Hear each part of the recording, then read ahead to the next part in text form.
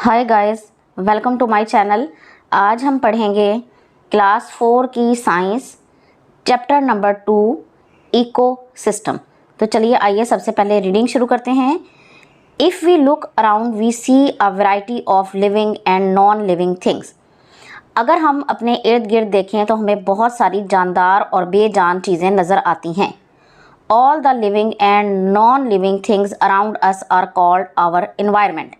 जितनी भी ये बेजान और जानदार चीज़ें हमारे इर्द गिर्द पाई जाती हैं, इनको माहौल कहते हैं। The environment consists of living and non living components.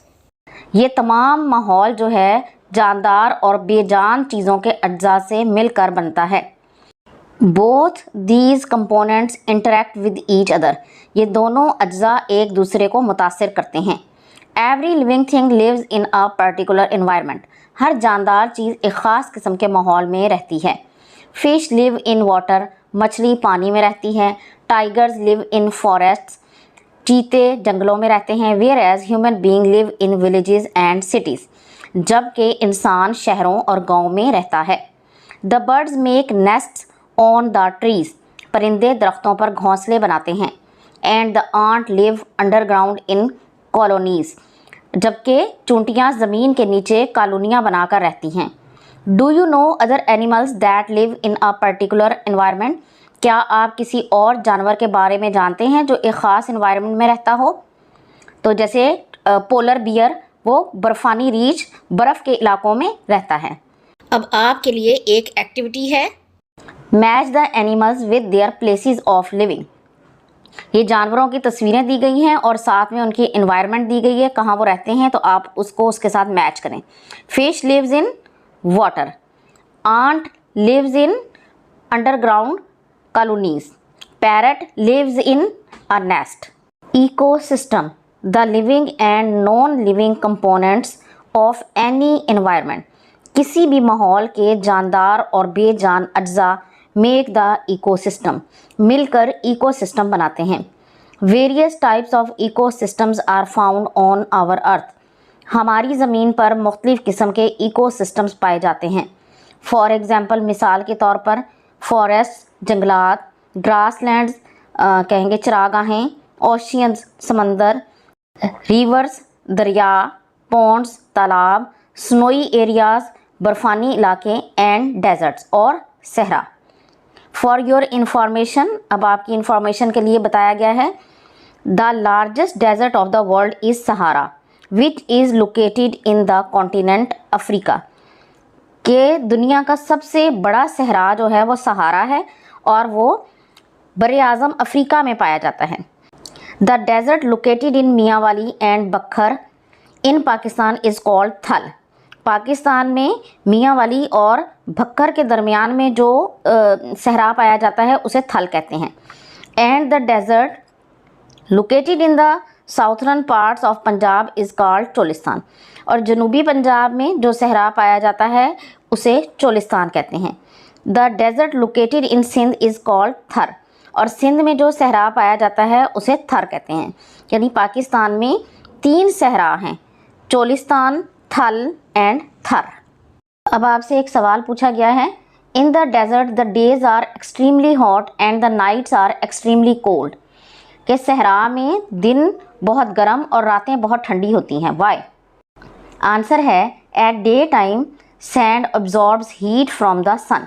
कि दिन के वक्त रेत सूरज की रोशनी एब्जॉर्ब कर लेती है एंड बिकम्स वेरी हॉट, और बहुत गर्म हो जाती है।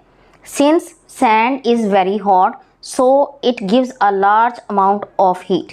क्योंकि रेत बहुत गर्म हो जाती है इसलिए ये बहुत ज़्यादा गर्मी प्रोवाइड करती है। एट नाइट, रात के वक्त, the sun no longer heats the desert. और रात के वक्त सूरज नहीं चमकता है इसलिए वो गर्मी नहीं होती है। सो सैंड कूल्स क्विकली, और रेत जल्दी से ठंडी हो जाती है। Therefore in desert nights are extremely cold. इसलिए सहरा में रातें बहुत ठंडी होती हैं। Write the names of the following living things in their ecosystem. अब ये आपको नीचे इकोसिस्टम्स के नाम दिए गए हैं और ऊपर आपको हिंट्स में लिविंग थिंग्स के नाम बताए गए हैं। आपने हर इकोसिस्टम के मुताबिक लिविंग थिंग को फिल करना है। मसलन फॉरेस्ट में क्या क्या पाया जाता है? प्लांट्स, लायन टाइगर शेर और चीते जंगलों में पाए जाते हैं, एलिफेंट। ग्रासलैंड में क्या क्या पाया जाता है, ग्रास, शीप, गोट, एंटीलोप। और पॉन्ड में क्या क्या पाया जाता है, फिश, फ्रॉग, लोटस। डेजर्ट में क्या क्या पाया जाता है, camel, snake, thick shrub. Snow में क्या क्या पाया जाता है, बर्फानी इलाकों में, polar bear, penguin. Components of ecosystem, ecosystem के अज्जा। There are two components of an ecosystem, ecosystem के दो अज्जा हैं, abiotic components and biotic components. Abiotic components हैं the non living components of an ecosystem are called abiotic components. किसी भी ecosystem के बेजान जो अज्जा हैं उनको एबियोटिक कंपोनेंट्स कहते हैं। These includes temperature, air, water, light and soil. और इसमें क्या क्या शामिल है, दर्जा हरारत, हवा, पानी, रोशनी और मिट्टी। दूसरा है biotic components. The living components of an ecosystem are called biotic components. किसी भी इकोसिस्टम की जो जानदार अज्जा हैं उनको बायोटिक कंपोनेंट्स कहते हैं। The biotic components consist of 3 groups which are given below. Biotic components 3 groups पर मुश्तमिल है जो नीचे दिए गए हैं। नंबर 1 है producer. Plants produce food for themselves and for animals with the help of water and sunlight. पौधे अपनी खुराक खुद पैदा करते हैं और जानवरों के लिए भी खुराक पैदा करते हैं पानी और सूरज की रोशनी की मदद से। That is why they are called producers. यही वजह है कि उन्हें प्रोड्यूसर्स या पैदा करने वाले कहते हैं। All the plants for example herbs, climbers, shrubs and trees are producers. तमाम पौधे जैसे जड़ी बूटियाँ, बेलें, झाड़ियाँ और दरख्त वगैरह प्रोड्यूसर्स हैं।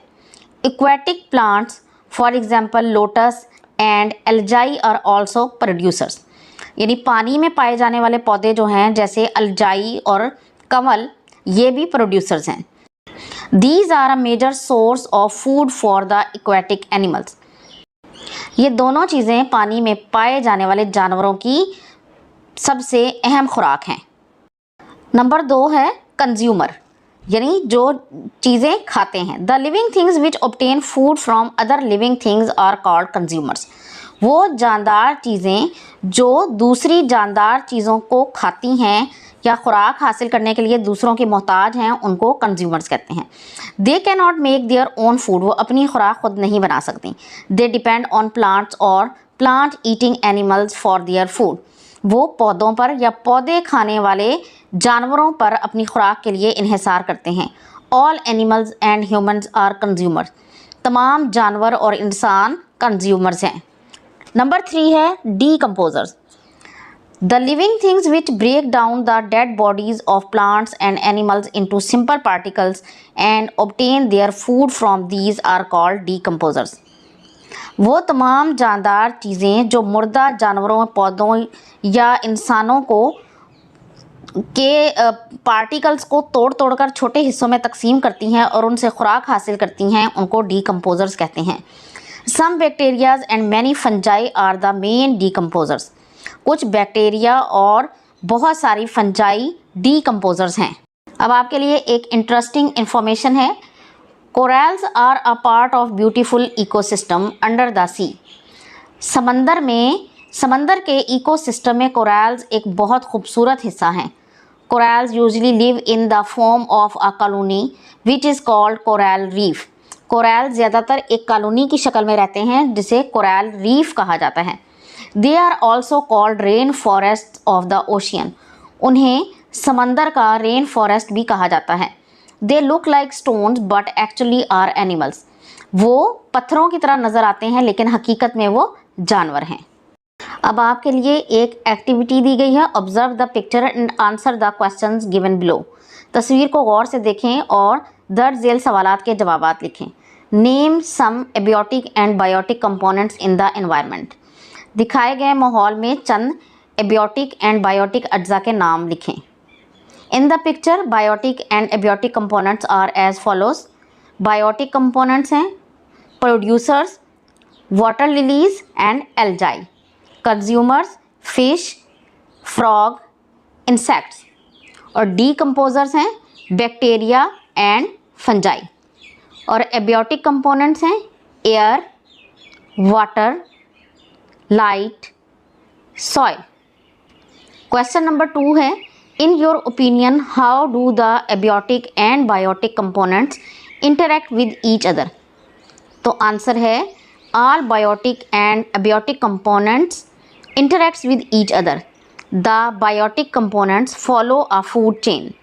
Algae and water lilies are producers. They use sunlight to make their food. Consumers eat producers as food. These consumers are the food of the other consumers. When aquatic plants and animals die, decomposers attack their body and decompose them. Balanced ecosystem. The sun is the main source of energy in an ecosystem. एक ecosystem में सूरज main source है तवानाई का.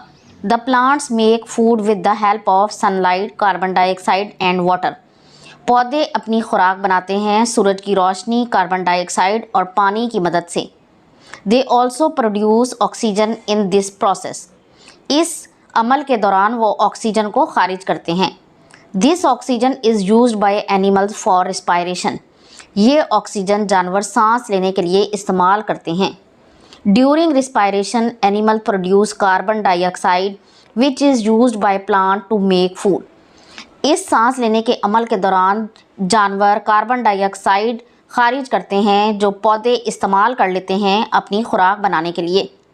सच self sustaining and durable ecosystem is called a balanced ecosystem. इस तरह के जारी रहने वाले अमल को एक बैलेंस्ड इकोसिस्टम कहते हैं. All the living things are essential for one and other. तमाम जानदार चीज़ें एक दूसरे के लिए बहुत ज़रूरी हैं. They affect the lives of one and other. वो एक दूसरे की ज़िंदगी पर असरअंदाज होती हैं. सम एनिमल्स बेनिफिट और हार्म वन एंड अदर. कुछ जानवर एक दूसरे को फ़ायदा या नुकसान पहुंचाते हैं. अब एक सवाल का जवाब दें. If the number of aquatic producer increases in a pond beyond the limit then fish and other living things die due to lack of oxygen. Why does it happen? अगर तालाब में आबी प्रोड्यूसर्स की तादाद हद से ज़्यादा बढ़ जाए तो मछलियाँ और दीगर जानदार ऑक्सीजन की कमी की वजह से मर जाते हैं. क्यों? तो इसका जवाब है because the aquatic producers at night produce more carbon dioxide. क्योंकि ये जो प्रोड्यूसर्स होते हैं ये रात को कार्बन डाइऑक्साइड खारिज करते हैं. यानी पौधे दिन में ऑक्सीजन खारिज करते हैं और रात को कार्बन डाइऑक्साइड खारिज करते हैं. It will remove oxygen from the water for respiration. तो इसकी वजह से सांस लेने के लिए ऑक्सीजन पानी में से ख़त्म हो जाएगी. The fish will not be able to respire and so they die. और मछलियाँ सांस नहीं ले सकेंगी और वो मर जाएंगी क्योंकि ऑक्सीजन पानी में कम हो जाएगी. Food chain. To obtain food living things depend on one another. खुराक हासिल करने के लिए जानदार चीज़ें एक दूसरे पर इन्हिसार करती हैं. Plants make food with the help of sunlight and water. पौधे खुराक बनाते हैं सूरज की रोशनी और पानी की मदद से. The animals which eat plants are called herbivores. Rabbit, goat, deer and cow are examples of herbivores. वो जानवर जो पौधे खाते हैं उनको हर्बीवर्स कहते हैं. खरगोश, बकरी, हिरन और गाय हर्बीवर्स की मिसालें हैं. The animals which eat other animals are called carnivores. वो जानवर जो दूसरे जानवरों को खाते हैं उनको कार्निवोर्स कहते हैं. Lion, tiger, crocodile and shark are examples of carnivores. शेर, चीता, मगरमच्छ और शार्क कार्निवोर्स की मिसालें हैं. The animals which eat both plant and animals are called omnivores. वो जानवर जो पौधे और जानवर दोनों खाते हैं उनको ओमनीवोर्स कहते हैं. For example man, bear, birds and crow. जैसे इंसान, रीछ, परिंदे और कौवे। Producers make food which is used by herbivores. Producers वो खुराक बनाते हैं जो हर्बीवोर्स खाते हैं। The herbivores are eaten by carnivores, और हर्बीवोर्स को कार्निवोर्स खा जाते हैं। These carnivores may be eaten by other carnivores. ये कार्निवोर्स जो हैं इन्हें दूसरे कार्निवोर्स खा लेते हैं। The series of eating and being eaten in an ecosystem is called a food chain. ये खाना और खाए जाने का जो सिस्टम है इसे फूड चेन कहते हैं। Grasshopper eats a plant. Grasshopper जो है वो पौधा खाता है। And is eaten by a rat, और उसको चूहा खा जाता है।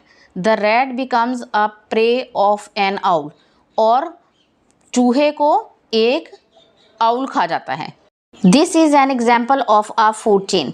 ये एक फूड चेन की मिसाल है। इसके बाद आपके लिए एक्टिविटी दी गई है। Observe an ecosystem near your school and identify the following components. अपने स्कूल के करीब जो इकोसिस्टम है उसको ऑब्जर्व करें, उसका मुशाहिदा करें और उसमें से मंदरजा झेल अज्जा के बारे में बताएं। Abiotic components, biotic components, producers, herbivores and carnivores. ये अमली काम है। इन चीज़ों को आप खुद से ऑब्जर्व करें और अपनी नोटबुक में लिखें। सेकंड क्वेश्चन है, make a food chain using the identified components. तो प्लांट्स, रैट, आउल। दूसरा है grass, grasshopper, frog, snake, hawk. Links of food chain. A food chain consists of 3 links. एक फूड चेन 3 लिंक्स पर मुश्तमिल होती है। Number 1, in any food chain the first living thing is a producer. किसी भी food chain में पहली चीज़ producer होती है। फॉर एग्जाम्पल प्लांट और algae. Number 2, the second main link is the herbivores और omnivore animals. For example rat, zebra and goat. और दूसरा जो मेन लिंक होता है वो हर्बीवोर या ओमनीवोर होता है। फॉर एग्जांपल रैट, ज़ेब्रा और बकरी। The third main link is a carnivore और ओमनीवोर एनिमल। तीसरा लिंक जो होता है वो कार्निवोर या ओमनीवोर एनिमल हो सकता है। फॉर एग्जांपल लायन, शेर, फॉक्स, लोमड़ी और स्नेक और सांप। Now complete the following food chain: plants, rat, owl. दूसरी फूड चेन है कैरेट, रैबिट, फॉक्स, लॉयन। तीसरी फूड चेन है grass, grasshopper, frog, snake, hawk. Predator prey relationship. The animal which eats by killing an other living thing is called predator. वो जानवर जो दूसरे जानदारों को मार कर खाता है उसे प्रेडिएटर कहते हैं। फॉर एग्जाम्पल मिसाल के तौर पर लायन, शेर, टाइगर, चीता, शार्क एंड लिजर्ड और छिपकली। The living thing which is killed and eaten by the predator is called a prey. और वो चीज़ें जो प्रेडिएटर मार कर खाते हैं उनको कहते हैं प्रे या शिकार। फॉर एग्जाम्पल मिसाल के तौर पर ज़ेब्रा, डियर, हिरन, रैट, चूहा एंड फिश और मछली। The relationship between predator and prey is called प्रेडिएशन।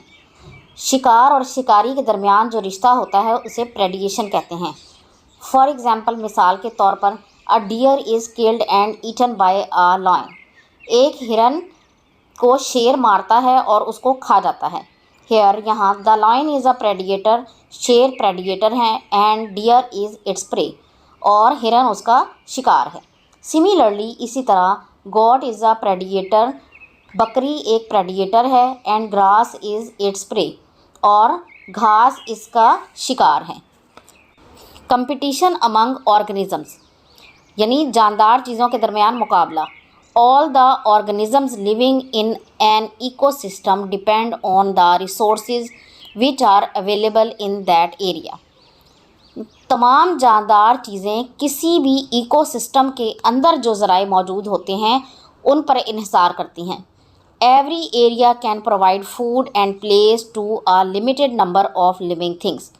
तो हो सकता है हर इलाके में खाने की चीज़ें और जगह जो है वो महदूद हो।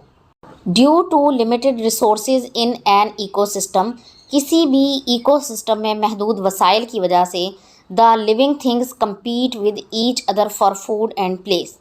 तो जानदार चीज़ें एक दूसरे से लड़ती हैं खुराक के लिए और जगह हासिल करने के लिए। For example, in the grass land all the herbivores compete for grass. मसलन किसी भी चरागाह में हर्बीवोर्स एक दूसरे से घास के लिए लड़ते हैं।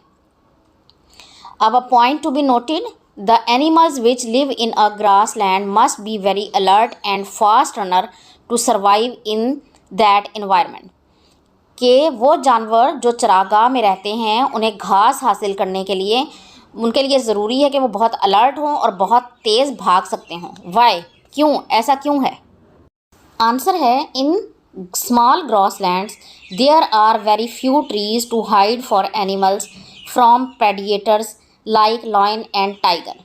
क्योंकि किसी भी छोटे ग्रासलैंड में दरख्त कम होते हैं, इसलिए शेर और चीतों से छुपना मुश्किल होता है। In small grasses predators can easily locate their prey. तो इन छोटे चरागाहों में प्रेडिएटर्स जो हैं वो आसानी से अपने शिकार को लोकेट कर सकते हैं। So the animals which live in grassland, इसलिए वो जानवर जो ग्रासलैंड में रहते हैं मस्ट बी वेरी अलर्ट, उन्हें बहुत अलर्ट होना चाहिए, and fast runner to escape from predators and survive. और वो बहुत तेज़ भाग सकते हों ताकि वो अपने शिकारी जानवरों से बच सकें और ज़िंदा रह सकें। Impacts of human actions on food chain in an ecosystem, किसी भी इकोसिस्टम में इंसान के एक्शंस का क्या असर होता है। इन द इनिशियल टाइम्स, पुराने वक्तों में human actions had little impact on the environment. इंसान के जो काम थे वो एनवायरनमेंट पर बहुत कम असरअंदाज होते थे। नाउ आर डेज, आजकल, there are very visible impacts of human beings on the environment, कि इंसान जो भी काम करता है उसके असरात माहौल पर वाज़े तौर पर नज़र आते हैं। After the increase in the population, आबादी के बढ़ने की वजह से ह्यूमन्स इस्टेब्लिश्ड सिटीज़, इंसान ने शहर बसा लिए हैं। फॉर दिस पर्पज़, इस मकसद के लिए, दे कट फॉरेस्ट, वो जंगल काटता है, बिल्ड रोड्स, सड़कें बनाता है, एंड मेड फैक्ट्रीज़, और फैक्ट्रीज़ बना ली हैं। These actions polluted the environment and water resources, इन हरकत ने पानी और माहौल को गंदा कर दिया है। Human beings did irreversible damage to the ecosystem of land and ocean animals, इंसान ने ज़मीन और पानी के जानवरों के इकोसिस्टम को बेतहाशा नुकसान पहुंचाया है। The cutting of forests destroyed the habitat of wild life, जंगलात की कटिंग ने जंगल में रहने वाले जानवरों के घरों को तबाह कर दिया है। Human beings also started unnecessary hunting of animals, इसके अलावा इंसान ने जानवरों का गैर ज़रूरी शिकार शुरू कर दिया है। Because of all such activities of human beings, इंसान की इन सब एक्टिविटीज़ की वजह से many wild organisms have become extinct and many other have become endangered, इंसान की इन हरकत की वजह से बहुत सारे जानदार ख़त्म हो चुके हैं और बहुत सारों की जानें ख़तरे में हैं। Role of humans to save the ecosystem, ecosystem को बचाने में इंसान का किरदार।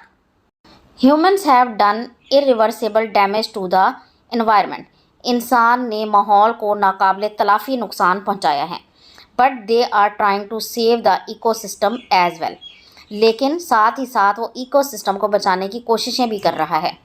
Following are some steps that are being taken to save the ecosystem, ये कुछ स्टेप्स हैं जो इकोसिस्टम को बचाने के लिए लिए जा सकते हैं।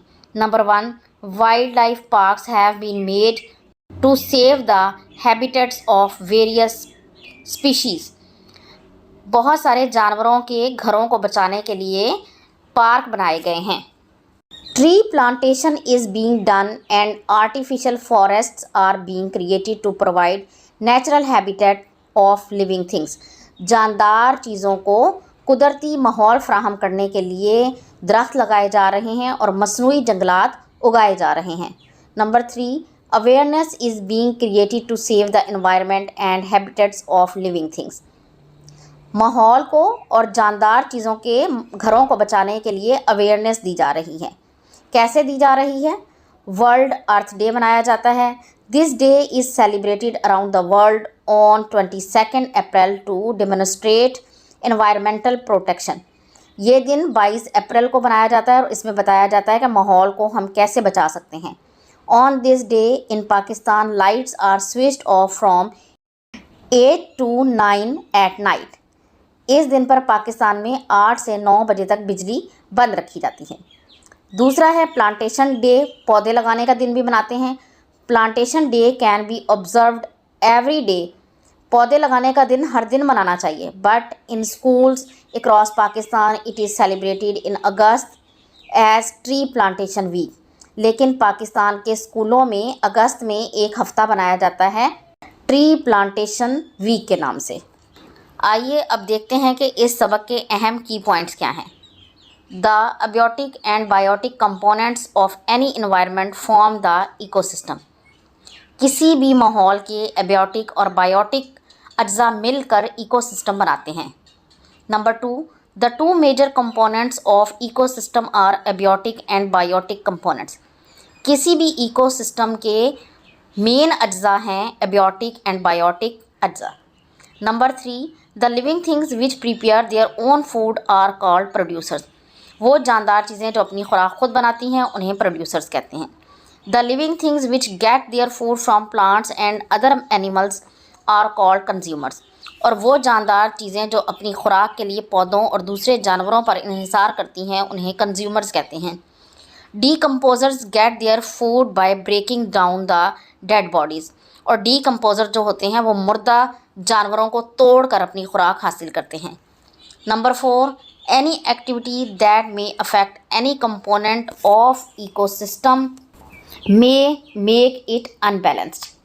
कोई भी ऐसी एक्टिविटी जो इकोसिस्टम के किसी जुज़ पर असर अंदाज हो वो उस माहौल को गैर मतवाज़न कर देती है।